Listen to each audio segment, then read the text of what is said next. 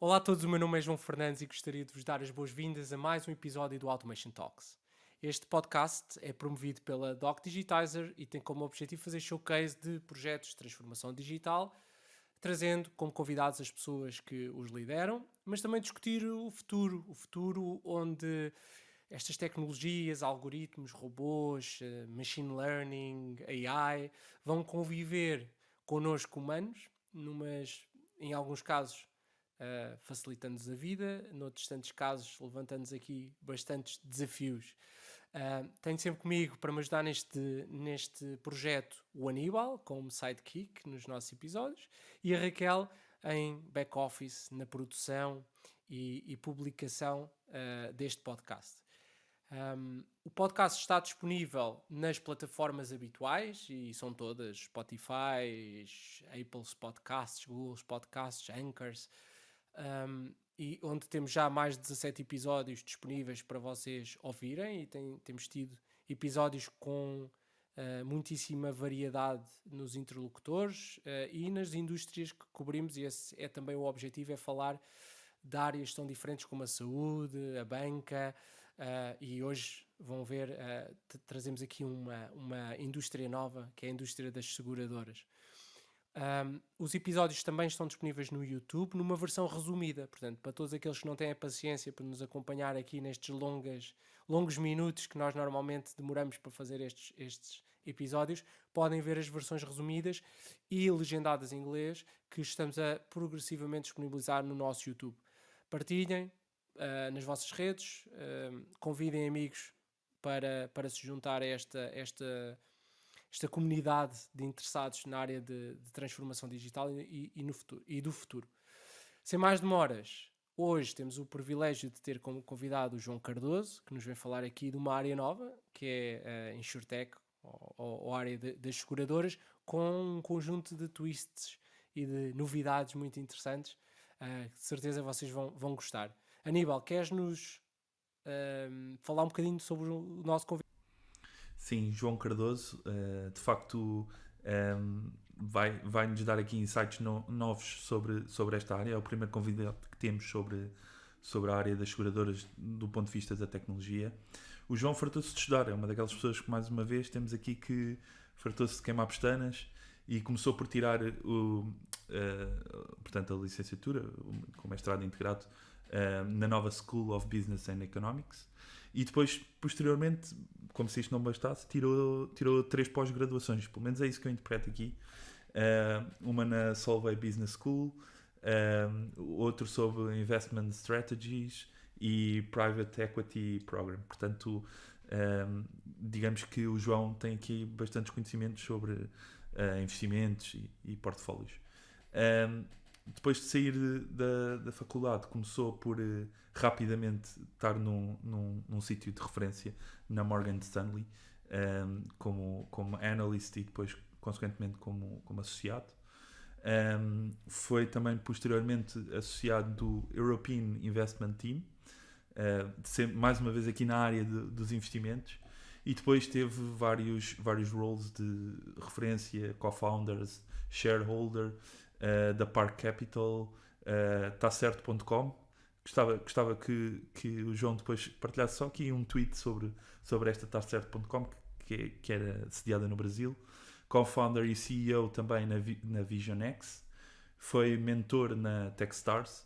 E por fim, onde nos traz, até onde nos traz aqui o João, co-founder e CEO da Lovis. João, só aqui uma pequena pergunta. João Cardoso, a impressão minha, ou a Lovis quer ser a Revolut das seguradoras? É uma boa provocação. Eu diria que claramente existe o espaço para se fazer algo semelhante, em termos de dimensão, em termos de impacto. Acho que o mercado de InsurTech é muito semelhante ao de FinTech e anda sempre um pouco de 3, 4 anos atrás. Uma coisa é óbvia, daqui a 3 anos vão existir 2, 3 empresas com a dimensão da Revolut em seguros a nível europeu. Boa. E, João, eu queria começar também por aí. Como é que tu decidiste, ou porque é que tu decidiste investir o teu tempo numa indústria que pá, para muitos é um bocadinho conservadora, não é? Ou ainda old-fashioned, mesmo comparando com os bancos, que já achamos que são algo old-fashioned. Porquê a insurance? Onde é que tu viste a oportunidade para a Lovis aparecer? Um, e explica-nos já agora o que é que vocês fazem. É interessante que, ou seja, eu acho que enquanto empreendedor, uma coisa que nos desafia sempre é o tamanho do problema. Ou seja, quanto maior o problema, maior o desafio, mais interessante é. E o mercado de seguros tem uma coisa peculiar, é que de facto o tamanho do mercado de seguros é uma coisa colossal.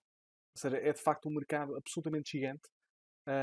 E daí o desafio de deixar-nos giro, porque eu diria, se formos a pensar, o gap entre o que pode ser feito e o que existe em seguros é de facto monstruoso. Ou seja, quando falamos em banca, a Revolut e a N26 fizeram coisas fantásticas, mas os principais, digamos assim, elementos, os core assets, ou seja, ter um cartão, ter o app, todos os bancos já nos disponibilizam isso, não é?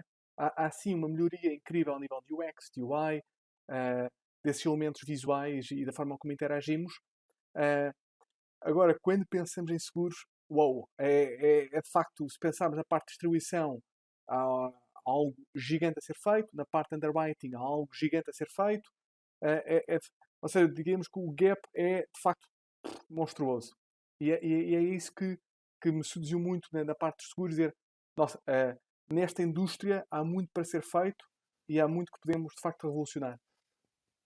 E o que é que a Lovis faz, só para os nossos ouvintes também ficarem enquadrados? Uma forma engraçada, e compartilhando aqui um pouco como nasceu a ideia da Lovis. A ideia da Lovis nada mais nasceu do que nós colocarmos uma pergunta muito simples a nós mesmos, dizer, epá, se nós fôssemos criar uma seguradora com um produto interessante, nesse caso para mim, ou neste caso foi a reflexão feita enquanto equipa, bem que isto deveria ser. E é engraçado que para nós, quando começámos a pensar e a colocar as questões dessa maneira, houve de forma imediata um conjunto de princípios que eram óbvios. Para nós era óbvio, ok, que isto não pode, pá, no contexto atual, ter contratos anuais não faz qualquer sentido, tem de ser uma única subscrição mensal, ou seja, tem de ser uma subscrição mensal. Depois pensámos, esta ideia de termos contratos que nós estamos aqui a tentar fazer um encaixe, um puzzle, também não faz qualquer sentido. Isto devia ser uma única subscrição mensal em que, de facto, seja flexível, seja ajustável, seja dinâmico e muito personalizável.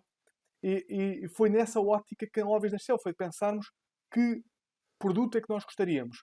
E na prática, o que é que nos distingue das seguradoras tradicionais, se formos muito a nível de feature-based? É o facto de sermos absolutamente flexíveis, não há aqui contratos anuais, é tudo uma subscrição mensal.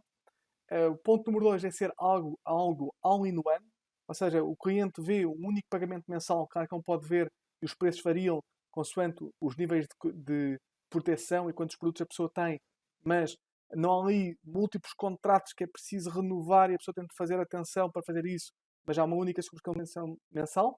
E o terceiro é a ideia de que tudo é muito transparente. E nós gostamos de ser muito transparentes no que está protegido, mas também no que não está protegido. Acho que faltava em seguros haver essa linguagem extremamente aberta e muito clara para o consumidor. Portanto, vocês, de forma muito resumida, acabam por ser uma seguradora como outra qualquer, mas que a interação com os vossos clientes e a forma como disponibilizam e no fundo, produtizam o seguro é completamente diferente do que uma seguradora tradicional oferece. Isto é assim? Eu diria que, de uma certa forma, é interessante que na França houve vários jornais que nos deram o nickname de a Netflix dos seguros e a Spotify dos seguros. Okay. Eu acho que isso é uma boa referência, porque, de facto, nós, da mesma forma que a Spotify não inventou a música, nós não estamos a inventar o conceito de seguro, por assim dizer. Ou seja, temos sim a mudar completamente essa relação que existe entre as pessoas atualmente e o mercado de seguros. E o que eu acho muito interessante é que, da mesma forma que o Spotify e o Netflix criaram uma solução que é uma categoria, ou seja, da mesma forma que atualmente nós não usamos CDs, nós temos, tudo que nós temos no mundo da música, temos Spotify para tudo que é filmes, a Netflix. E a nossa ambição é de igual forma que em 3, 4 anos uma pessoa diga todas as minhas necessidades de seguros são satisfeitas pela Lobbies. Aníbal, ias perguntar. Sim, ia perguntar, João, queria pegar aí em 2 pontos. Essa última comparação que falaste dos jornais em França é genial. Eu ia fazer uma antes, mas isto permite-me até fazer uma pergunta. Ou seja, eu ia dizer que vocês eram um pouco ao OK Teleseguros, sendo que a OK Teleseguros o que usou de disruptivo na altura foi uma linha telefónica em que nós poderíamos subscrever um seguro na altura de forma super rápida e disruptiva através de um telefonema. Neste caso temos outras armas, que é as armas de todos nós, né, hoje em dia, que são os smartphones, e vocês passam a usar essa arma. Aqui a minha pergunta, passando a comparação à Netflix e ao Spotify, é que eles não produzem música, de facto, eles não inventaram a música, ou seja, eles apenas são um sítio em que agregam um conjunto de ofertas para que o cliente use. A pergunta que eu te queria fazer era: vocês são providers de seguros, ou seja, ou há um conjunto de seguradoras e de bancos por trás que no fundo oferecem esses produtos e vocês disponibilizam através da app, através do vosso produto. Ou seja, se vocês fazem a revenda dos seguros ou não, ou a Lobbies é realmente uma seguradora. Não sei se fui claro na pergunta. É super claro. Então é muito interessante porque há aqui de facto um paralelo também com o N26 e o Revolut e o mercado fintech. Ou seja, se formos a dar um passo atrás, porque é que nós assistimos desde os últimos 10 anos a este movimento gigante de novos bancos? Porque no mercado bancário houve algo que mudou de forma fundamental.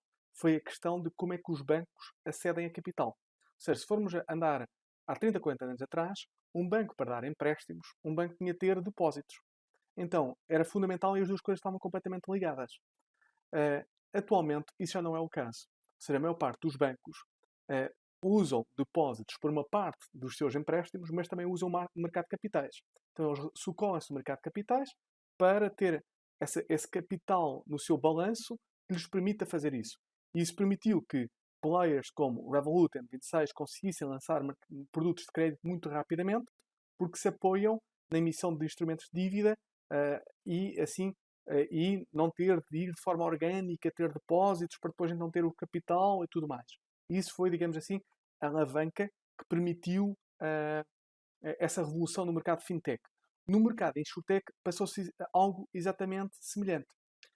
Se formos andar para trás e formos a pensar porque é que só se assiste à insurtech de forma recente, tem a ver com esta questão de desintermediação na criação de um produto de seguros.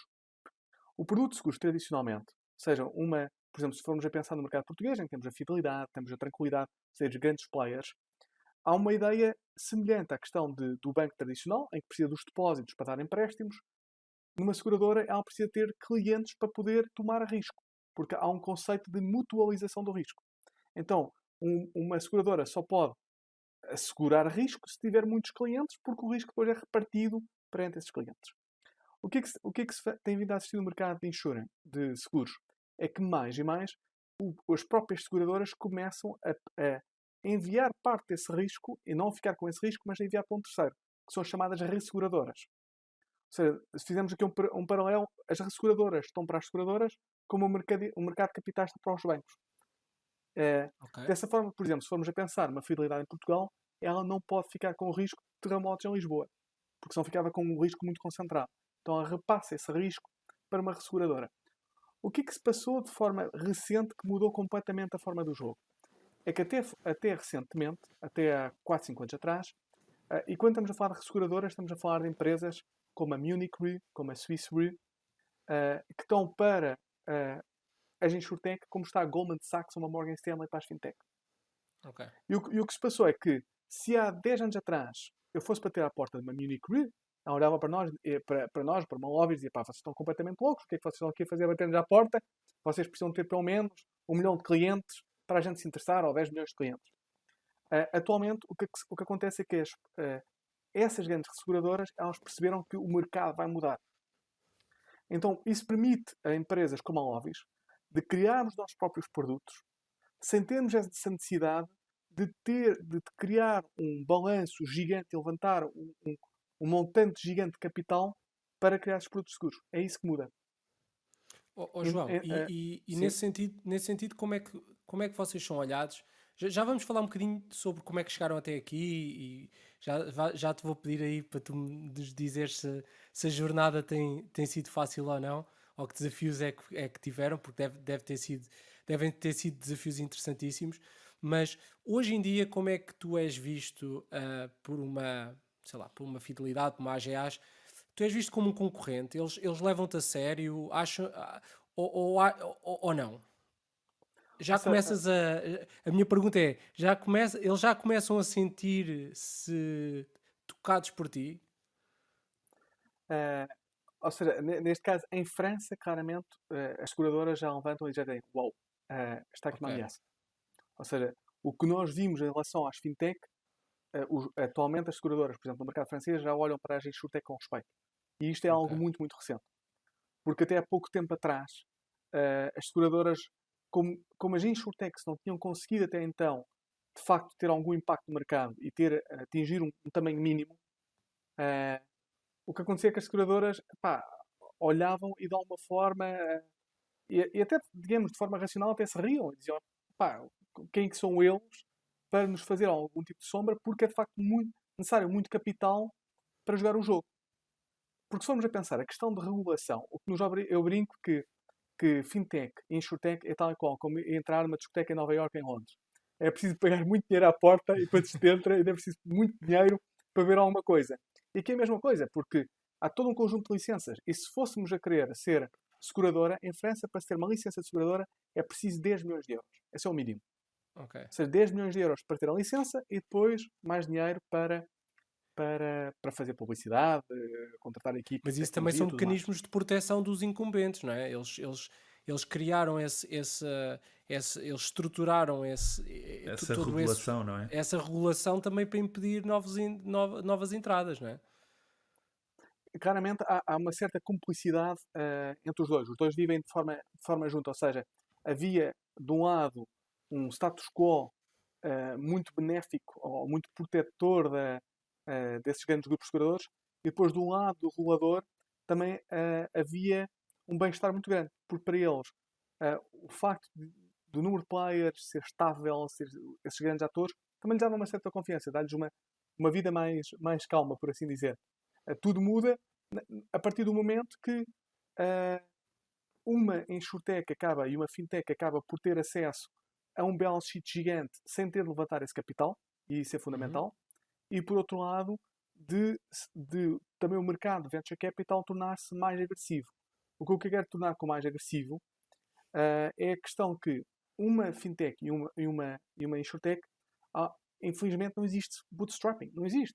Uhum. Enquanto que num startup qualquer a pessoa pode ir levantando, sei lá, 50 mil euros, 100 mil euros, começar a ter receitas, aqui infelizmente não dá para isso. É preciso levantar um momento muito dinheiro para de facto poder entrar na discoteca, como eu brinco. Queres-nos explicar um bocadinho porquê? Ou seja, quando tu, no fundo fazes B2C, talvez, em maior parte dos casos, talvez algum B2B a nível de seguradoras, a nível de seguros para empresas. ah, Como é que tem sido ganhar atração? Como é que tens conseguido convencer pessoas que os teus seguros, contratar um seguro através da Lovis e não, porque os outros incumbentes têm um poder de marketing que provavelmente é muito difícil fazer match, não é? Como é que tens conseguido? Que ângulos é que tens encontrado para penetrar no mercado e que tornaste relevante?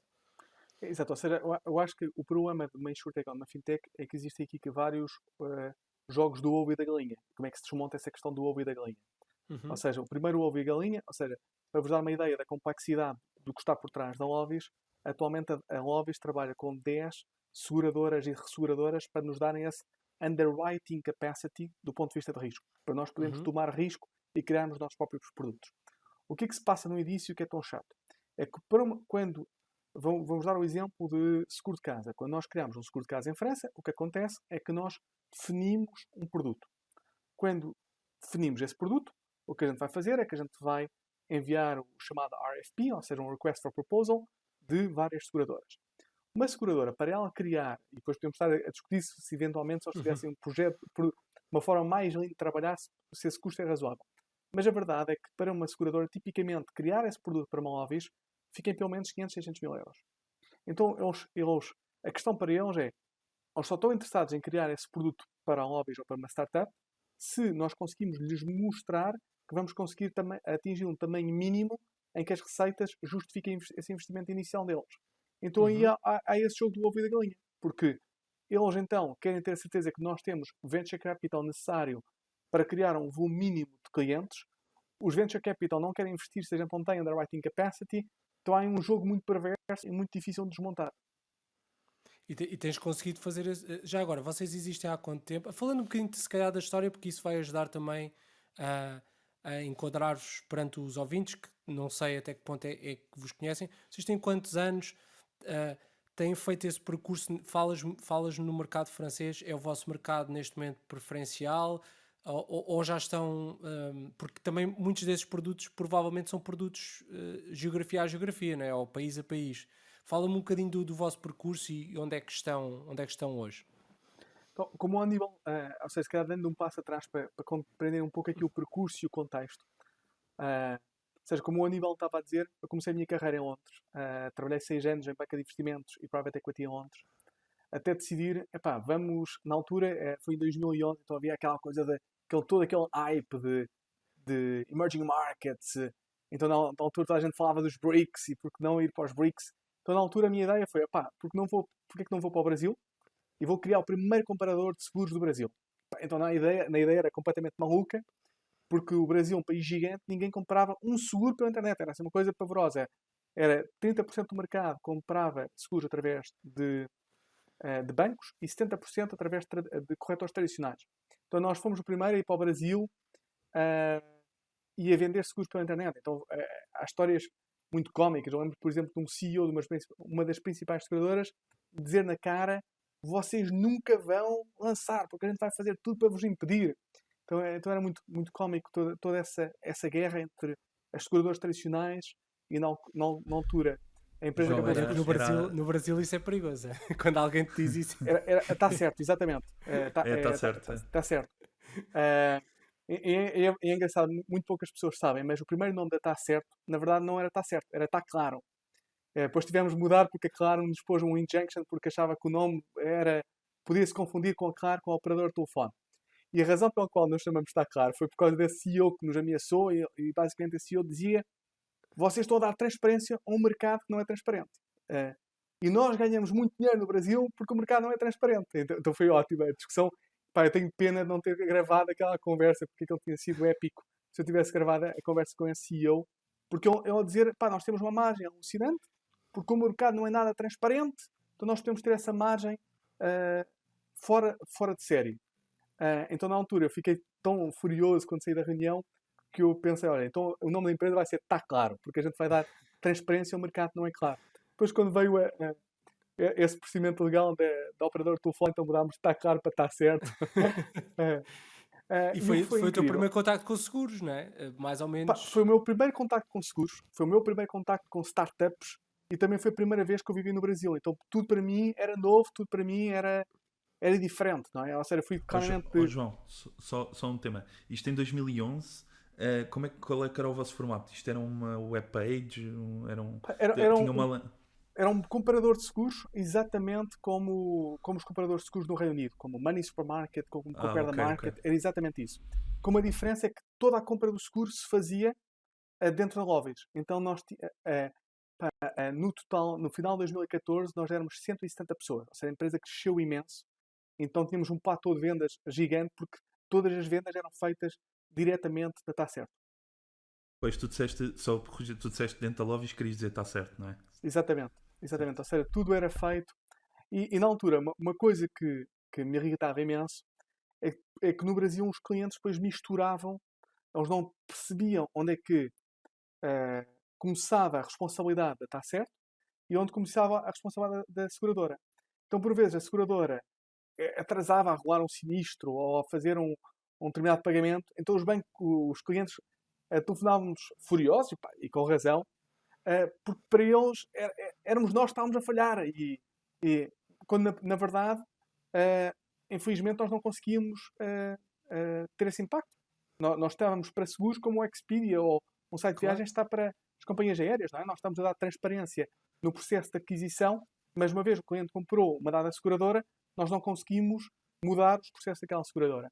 E esse foi, eu diria, o meu principal motivação de criar a Lovis, foi dizer, pá, basta, na próxima startup eu quero controlar exatamente o que é que se passa com o cliente e garantir a experiência do usuário.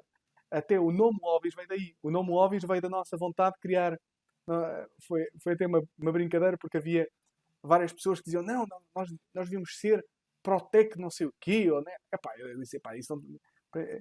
Então a ideia foi, de Lovis foi de ter um produto que o pessoal possa dizer, epá, I love it, e não ficar com uma tonalidade mais ou menos. Não, o nosso objetivo é que as pessoas adorem o que a gente esteja a fazer. Com E esse criaste em objetivo. França ou criaste cá? Onde é que vocês foram criados? Eu diria que não criámos nem em França nem em Portugal. Eu acho que a Lovis, no nosso entendimento, ou seja, nós nascemos ao mesmo tempo com escritórios em Paris e em Portugal. Ok. Ou seja, eu diria que a Lovis foi e é, desde o primeiro dia, uma startup europeia, em termos de mindset, em termos de objetivo, porque desde o primeiro dia que o projeto foi criado, para nós é muito óbvio que, tal como a Revolut e a N26, esse mercado é um mercado europeu e, digamos assim, o ganhador, o vencedor, define-se como quem é a principal empresa ou mais rápida a atingir o espaço europeu e a ter mais produtos nesse espaço europeu. InsurTech vai ser exatamente o mesmo desafio. Então, por isso mesmo é que desde o primeiro dia nós pensámos, ok, então nós não podemos ser uma startup portuguesa ou francesa, temos de ser uma startup europeia.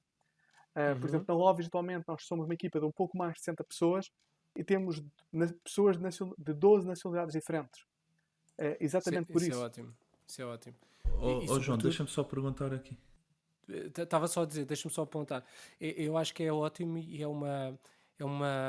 Acho que faz sentido fazer highlight disto, porque muitas startups nascem em Portugal e depois têm muita dificuldade em sair. Mais que não seja não é pela ideia, né? É mais pelo mindset, e o facto de terem esse nível de diversidade e multicultura também certamente vos ajuda a crescer mais, porque pessoas diferentes, de geografias diferentes, vão-vos trazer também uma visão diferente do mundo e do mercado, e acho que isso é ótimo. Aníbal, Completamente. desculpa, João, diz. Só para complementar o que estás a dizer, pá, eu diria completamente. E uma coisa que achamos muito giro é que em França isso ficou muito óbvio. Em França é muito interessante, porque em França há um conjunto de universidades que é o equivalente, digamos assim, da mesma forma que há a Ivy League nos Estados Unidos, não é? Da Harvard, Yale, Princeton, há o equivalente, que são chamadas Haute École, em França. E é muito interessante que, tipicamente, numa startup francesa, há os 2, 3 founders que vieram de uma escola de topo e é muito homogéneo. Então, a Lovis, para os franceses, é assim um animal desde o primeiro dia, algo muito estranho. Então, é um português, depois um francês, depois não sei o quê. Uma mistureba de nacionalidades, então era muito cómico. Os investidores viram ao nosso escritório, mas tu és português, ela é francesa, ele é marroquino, o outro é mexicano. Então, no contexto francês, para eles é muito estranho, ou era muito estranho, essa quase mistureba, digamos assim, da Lovis. Aníbal, querias perguntar? João, sim, eu ia perguntar, até porque eu estou com esta dúvida e no fundo não sei se está a ser claro para a nossa audiência. Portanto, mais do que uma startup europeia, os vossos produtos estão mesmo abertos a qualquer pessoa, pelo menos dentro da Europa. Ou seja, eu aqui em Portugal instalo a aplicação, não é? E a aplicação, não sei se tem também a funcionalidade através do site, se tem a web app, mas instalo a aplicação e posso contratar um seguro em Portugal, em Espanha. Ou seja, no ponto de vista regulamentar, seguro é muito semelhante a fintech. Então, o que é que acontece? Quando nós estamos restringidos a ter um cliente que reside atualmente em França, e atualmente estamos a fazer portabilidade para podermos vender seguros a clientes que residem em Portugal. Porque o que define é onde é que reside o cliente. Então, se eu estou a vender em Portugal, para um cliente em Portugal, eu tenho que estar cadastrado com a autoridade dos seguros. O que é fantástico, eu acho que as pessoas, para muitas pessoas não é óbvio, e isto eu acho super interessante, é que com a União Europeia é mais fácil para a lobbies vender seguros, por exemplo, em Espanha ou na Alemanha, do que para uma startup nos Estados Unidos vender entre diferentes estados. Ou seja, este mecanismo é muito rápido.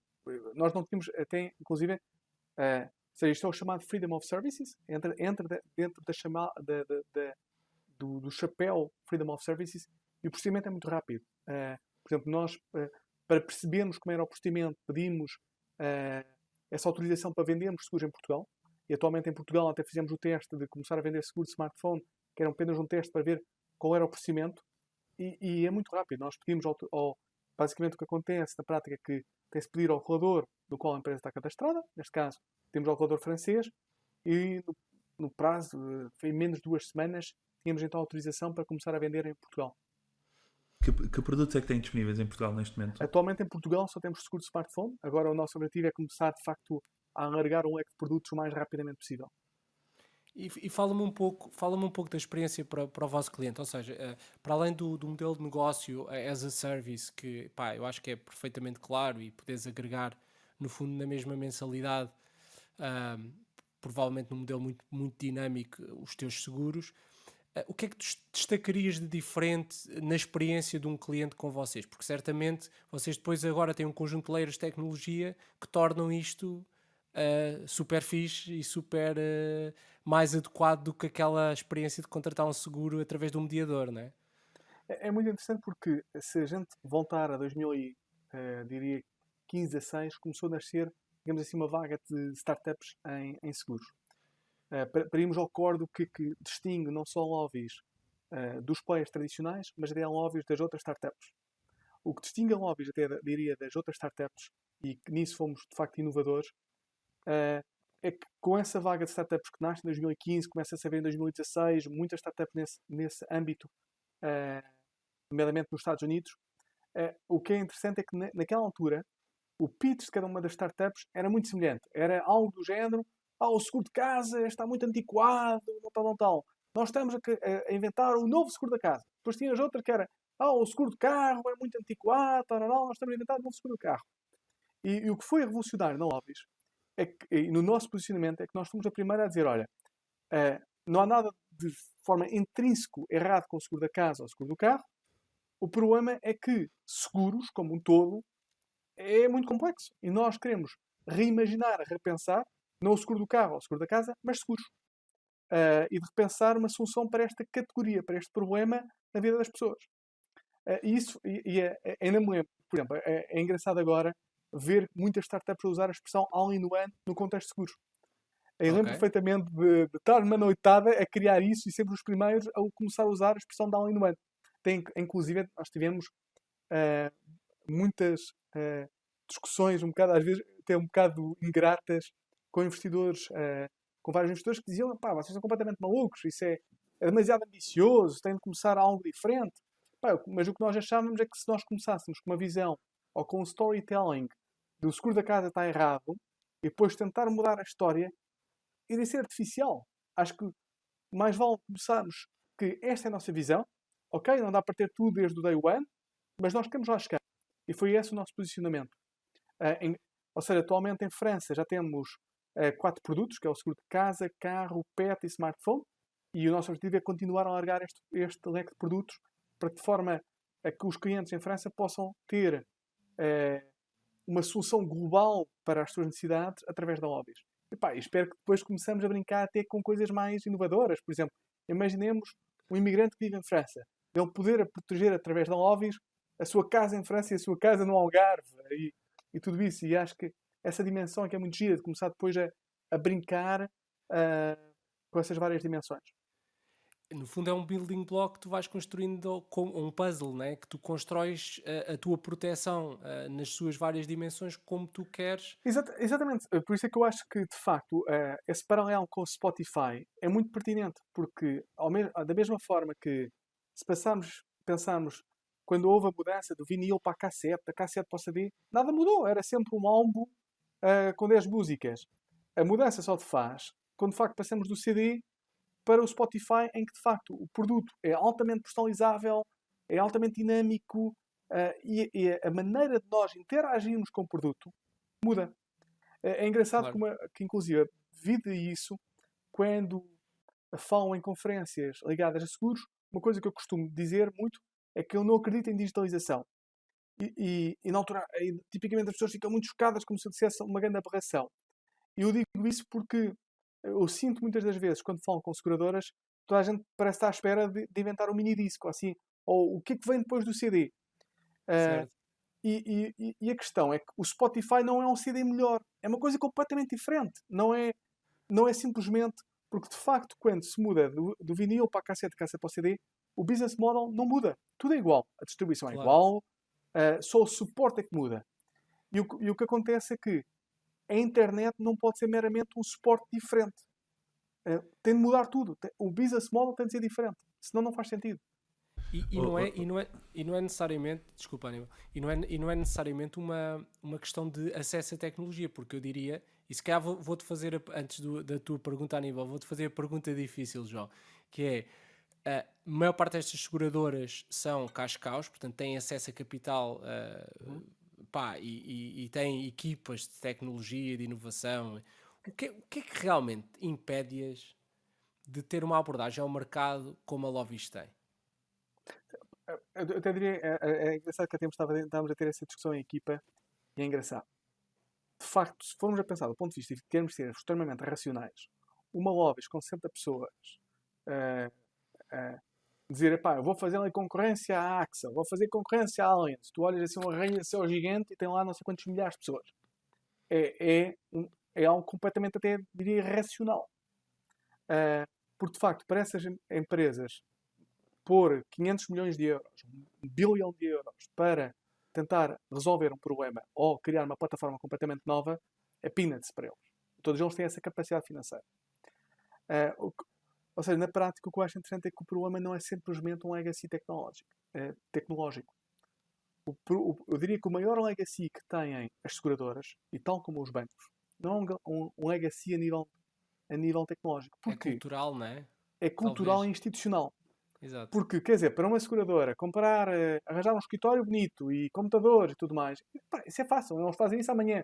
Ah, em 24 horas podem ter um super escritório com os melhores computadores. A questão fundamental, nomeadamente para uma seguradora, e aí há algumas questões de facto delicadas e complexas para eles, é, por exemplo, e agora como é que nós vamos lançar algo que compete com os corretores, que são a redistribuição deles atual? Isso, por exemplo, é uma grande questão. Como é Uhum. que, como é que uma seguradora se pode competir a ela mesma? Se pode disrupt a ela mesma? E isso é que é o grande Claro. desafio, eu acho. E em que medida é que canibaliza ou não o seu core business e o seu negócio?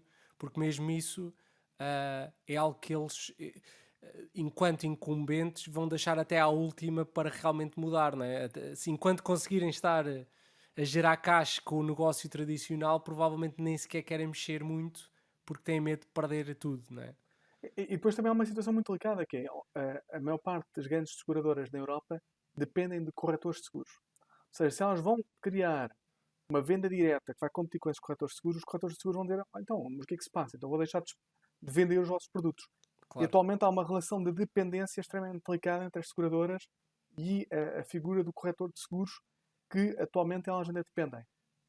E nesse prisma, como é que tu vês como é que tu vês a indústria como um todo? Ou seja, tu antevês, por exemplo, que vão existir ângulos de M&A, ou seja, de aquisição de insurtechs por parte dos incumbentes? Que áreas é que tu assim, 2 ou 3 áreas em que tu vejas, para além da tua, não é? Que é, no fundo, teres players que permitem a contratação de seguros facilitada.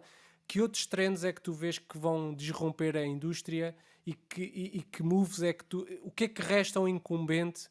Eles vão sobreviver? Não vão sobreviver? O que é que tu achas? Ah, é interessante porque, de facto, ao contrário, como estávamos a falar de banca, ah, os seguros têm, até de uma forma simplificada, três grandes áreas que estão completamente abertas para disruption. Uma primeira que é óbvia é toda a parte de distribuição. Ou seja, a distribuição tradicional apoiada em lojas, tudo mais, é caríssima. Ou seja, essa parte permite-nos, de facto, reduzir e ter uma estrutura de custos muito mais baixa. É caríssima e também já não bate com os padrões provavelmente de consumo, não é? Sobretudo agora depois do Covid. Exatamente. Ou seja, o cliente não valoriza não dá o valor semelhante ao custo que aquilo tem. Esse é o primeiro ponto, que de facto há uma oportunidade gigante eu diria que mesmo que a Lobbies não fizesse mais nada, mas só fizesse um disruption a nível da distribuição, já tinha criado algo de valor. Depois há uma segunda dimensão, que é gigante, e que tem um custo também gigante, que é a parte toda operacional. É a máquina de operations da seguradora. Eu costumo brincar que o que nós não valorizamos é caro. Ou seja, o que é painful para o cliente é caro. Por exemplo, em França, para cancelar um seguro, tipicamente é preciso mandar uma carta. Ou seja, por mandar uma carta, quer dizer que na seguradora tem de haver um departamento para processar essas cartas, e tudo isso é caríssimo. Ou seja, o que de facto o cliente testa é caríssimo. Ou seja, pelo que há essa parte da distribuição, a segunda é toda a parte operacional, que pode ser feita de uma forma muito mais digital, e a terceira parte, que também custa, que pode ser muito mais otimizada, é toda a parte de underwriting, de análise de risco. Vamos pensar o seguinte: se eu for comprar um seguro de automóvel atualmente, eu vou dar um conjunto de dados. A seguradora está apenas a ver um conjunto de dados estatísticos. Ela não está a ver a forma como eu conduzo, se eu tiver um acidente, ela não tem qualquer acesso de quando é que eu tive o acidente, a que horas é que foi, como é que foi. Se eu ativar um simples aplicativo, é muito fácil de perceber a que horas é que se produziu o acidente, a que velocidade é que eu ia. Pelo que, na parte de análise de risco, há um sem fim de melhorias possíveis de fazer e que permitem, de facto, reduzir a fraude e de fazer uma melhor compreensão de risco e fazer com que, por esse meio, que o pricing de seguros seja muito mais justo. E achas que existe literacia suficiente junto do consumidor para aceitar partilhar esse grau? Eu percebo que há um trade-off a nível de preço, não é? E às tantas é uma análise de custo-benefício do próprio consumidor decidir, não é? Mas às tantas pode haver aqui algum constrangimento em ceder dados que possam revelar coisas que se calhar nós não queremos revelar a uma seguradora. Uhum. Sentes que isso pode ser um bloqueador a essa parte do risco? Eu acho que o problema de dados é simplesmente quando, ou seja, por exemplo, se formos a pensar na questão do GDPR, eu acho que havia um problema e há um problema base a nível de dados, que é quando uma empresa usa esses dados para vender a terceiros e fazer uma monetização de terceiros. Agora, quando a utilização dos dados, ou seja, quando é claro que dados é que estão a ser recolhidos, qual é o fim para esses dados, eu acho que aí é claro, e qual é o benefício para o cliente desses dados, se essas três condições são preenchidas, então acho que para o cliente não há qualquer problema. Eu acho que o que é fundamental é que esses três pontos sejam muito claros. Que dados é que estão a ser recolhidos, para que é que estão a ser recolhidos e qual é o benefício para o cliente da recolha desses dados. Excelente. Aníbal, tinhas uma questão, não sei se já passámos por ela. Não, é curioso porque passámos mais ou menos, ou seja, eu também ia fazer aqui uma provocação ao João Cardoso, dos outros players que poderiam competir com a Lobbies. Eu estava aqui a ver, tinha dúvidas que a Lemonade, eu não tinha ideia se eles já atuavam de forma centrada na Europa, percebi que também atuam em França. João, porque eles também são uma grande seguradora que estão a fazer esta transformação, como é que tu vês, de alguma São forma... bastante falados, não é? Sim, sempre que nós falamos aos nossos clientes, eles falam-nos de seguradoras, eles falam-nos na Lemonade. Na Lemonade.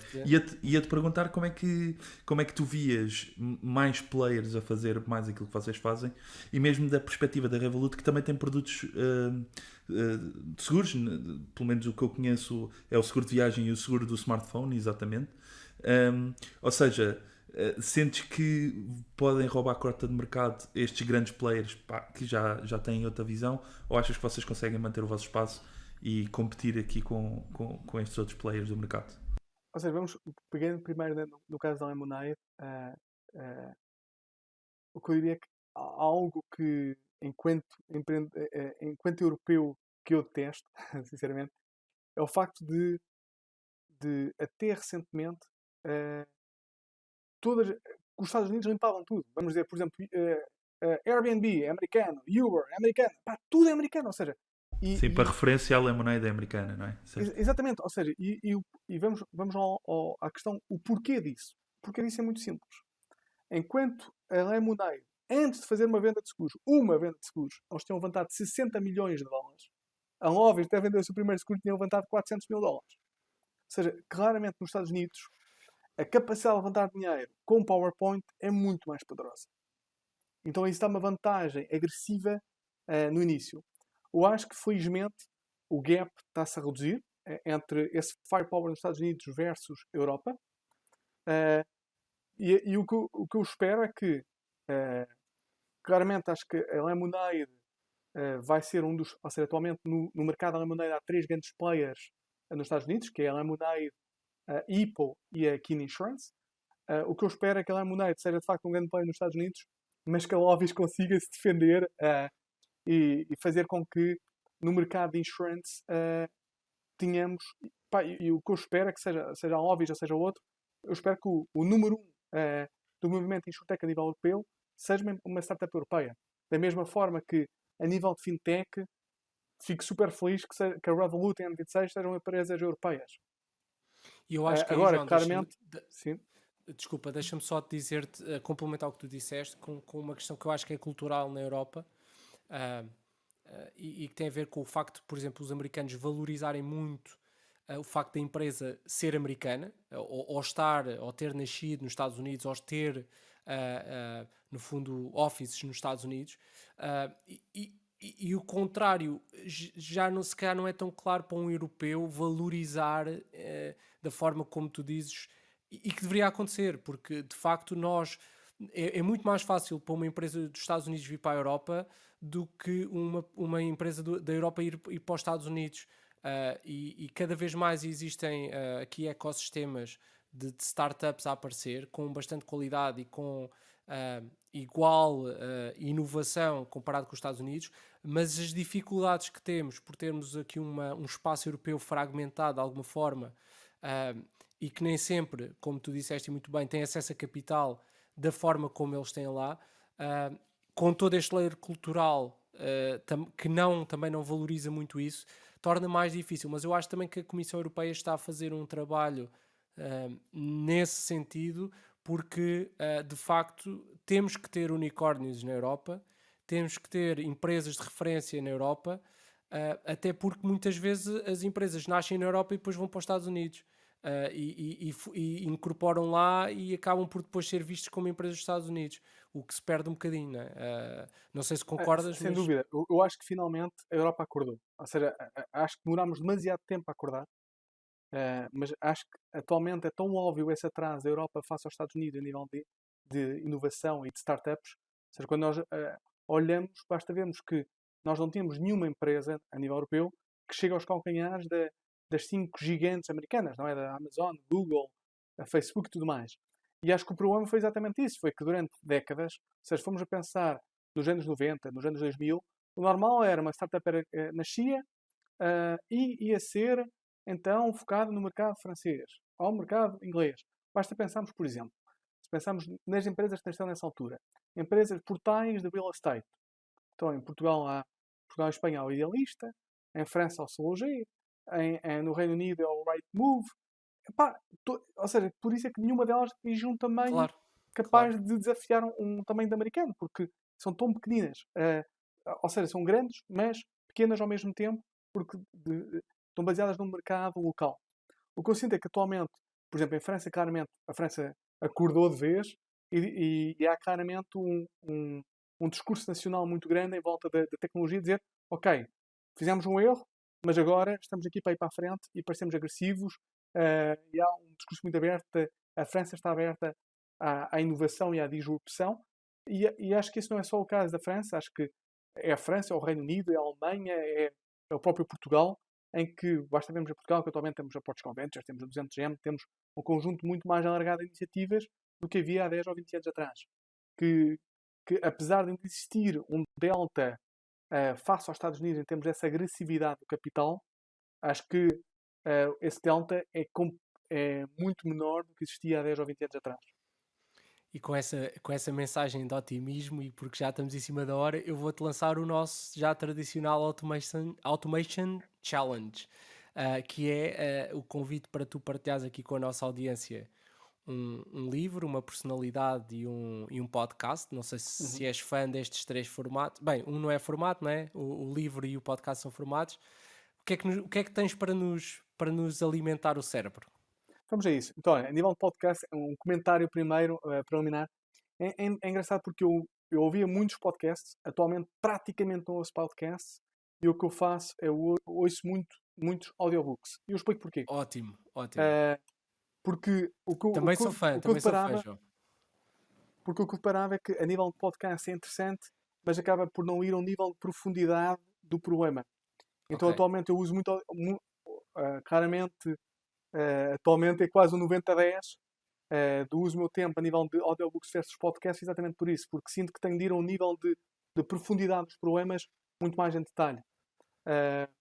Mas se for fazer referência a um podcast, quer dizer, acho que felizmente atualmente há podcasts incríveis, por exemplo, há o Masters of Scrum do Ray Hoffman, que acho que é fantástico. Há também vários Venture Capitals têm podcasts ótimos, por exemplo, a NFX Podcast, também acho que é extremamente interessante, porque fazem um Fala resumo. do quê? Esses dois, queres-nos só dizer rapidamente qual é a temática? Ou seja, o primeiro tem muito a ver com essa questão de escalabilidade e de falar com empreendedores, tudo o que tem a ver com crescimento.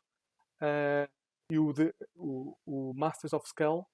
E o segundo, o NFX Podcast, na verdade, é uma mistura porque muitas das vezes nem é propriamente um podcast, mas acabam por ler também o podcast ser a leitura de um artigo que eles acham que é extremamente impactante. Ou seja, é uma análise técnica. Se formos à questão do livro, um livro dado que eu sou mais do mercado de finance, esse é o meu background, mas que eu acho que é extremamente interessante para qualquer empreendedor. Quer dizer, sou muito fanático no que toca a disciplina, rotinas, porque eu acho que nós somos claramente a consequência das nossas rotinas. Então, nesse E contexto... vou-te dizer, João, que as rotinas hoje em dia ainda são mais difíceis de manter, porque uma pessoa com trabalho remoto, eu pelo menos sinto que eu e as pessoas com quem eu convivo têm uma dificuldade muito maior, porque se antigamente saímos de casa e tínhamos ali uma série de breakpoints da tua rotina, não é? Que te ajudavam, hoje em dia é cada vez mais difícil. Portanto, Mas é engraçado, um hábito que eu, ou seja, para mim tem muito esta visão de criar power habits. Ou seja, eu acho muito interessante de que mudarmos uma pequena coisa na nossa vida. Por exemplo, imaginemos que agora vais acordar e todos os dias de manhã vais fazer, sei lá, 10 minutos de desporto. Ou antes de deitar vais estudar, sei lá, 15 minutos de francês. Ou tomar... O que eu acho interessante é que um pequeno hábito muda completamente a vida. E isso, compounding ao final do ano, 2 anos, 3 anos, tu vais ser uma pessoa diferente. E nesse contexto, um livro que eu acho muito interessante é o livro de Principles, do Ray Dalio. E acho interessante porque, quer dizer, o Ray Dalio, que é um hedge fund manager, acho que em termos de mindset, muita questão de mindset que ele usa e que ele fala é muito... pode-se fazer um paralelo com o mindset necessário a um empreendedor para ter sucesso. E acho que claramente a questão de princípios acelera a tomada de decisão e acho fantástico. Depois, na questão de pessoa, aqui gostava de ser um pouco provocador e depois explico porquê. Eu brincaria que a pessoa mais incrível que eu tenho conhecido ou que conheci até hoje foi um pouco, eu chamaria-lhe, ou dava-lhe o apelido do desconhecido. E o que eu quero chamar com o desconhecido é que eu atualmente, se eu for a pensar na Lovis, o nosso CFO, CMO, e tantas quantas outras pessoas brilhantes e incríveis que fazem parte da equipa da Lovis, eu conheci-as através de uma mensagem que elas me enviaram no LinkedIn a dizer: pá, João, ouvi falar da Lovis, acho o projeto incrível, gostava de tomar um café contigo. E o que eu fiz nada mais não foi do que dar espaço a gente ir tomar um café, conhecer essas pessoas e depois acabaram-se por juntar ao projeto e mudaram tudo. E são pessoas que, de facto, o projeto Lobbies não teria o sucesso que tem se eu não tivesse dado espaço a conhecer essas pessoas, a esses, entre aspas, desconhecidos, que em algum momento tiveram a coragem de fazer um ping, de me enviar uma mensagem e dizer: pá, João, gostava de falar contigo. E eu acho e a minha mensagem é que por vezes nós estamos muito em busca de conhecer a pessoa XYZ, e a pessoa que mais incrível para nós pode ser aquela pessoa que nos enviou uma mensagem no LinkedIn ou de outra forma qualquer, e que nós se calhar até ignoramos porque, pá, quem é que é aquela pessoa?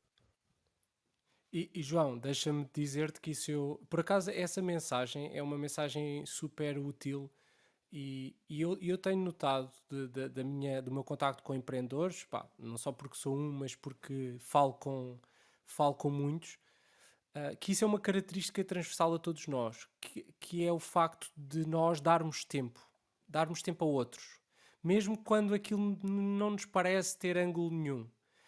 Nunca fecharmos a porta a alguém que nos manda uma mensagem de LinkedIn a querer beber um café e isto não é, eu sinto que não é assim em muitas empresas, das empresas grandes, e nós sabemos, porque estamos do outro lado, muitas vezes queremos falar com uma empresa grande e fazemos a mesma coisa e não temos a receptividade do lado de lá. E eu acho que eu concordo totalmente. Existem imensas coisas que acontecem porque nós demos tempo, porque nós abrimos a porta, porque nós demos esse espaço e existem inúmeras surpresas que vêm daí. E às vezes nós também não temos tempo, portanto, às vezes é um balanço difícil de ter, porque não podemos responder a todas essas mensagens, mas é muito interessante que digas isso, porque é uma tendência que eu vejo em todos os empreendedores, pá, terem esse espaço para falar com outras pessoas.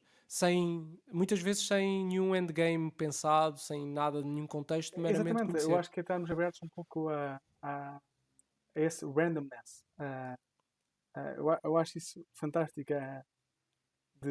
E é muito curioso, é muito curioso porque às vezes parece que as coisas. ah, é, é curioso porque por vezes a gente não ouve e estava a precisar de uma pessoa com determinadas características e parece que um pouco do nada recebemos mensagem de alguém que tinha exatamente esse match perfeito para o que estávamos à procura, ah, e que sem termos anunciado. É muito interessante isso de, por vezes, parece que as coisas aconteceram quase naturalmente. Ótimo conselho e mensagem e personalidade. Aníbal, tu és a pessoa responsável, não és um desconhecido, és a pessoa responsável por fechar os nossos episódios com o Automation Fact, que é sempre surpreendente. Portanto, dou-te a palavra para fechar o nosso episódio de hoje. Ok, então para hoje tenho 2 factos que têm a ver com aquilo que falámos, não necessariamente com as insurtechs, mas com o facto das insures no geral, portanto com as seguradoras. E vou-vos dizer aos dois que o primeiro contrato de seguradora, portanto o primeiro insured contract, foi assinado em 1347, pelo menos desde que há memória e registros. Ok? E, por fim, queria-vos dizer que a Starbucks gasta mais dinheiro com health insurance dos colaboradores do que gasta em café. Portanto, a Starbucks gasta mais dinheiro com health insurance do que café. Foi o Automation Fact, foi mais um episódio. Obrigado, João. Obrigado, João Fernandes, e obrigado a toda a audiência. Automation Talks, powered by Doc Digitizer.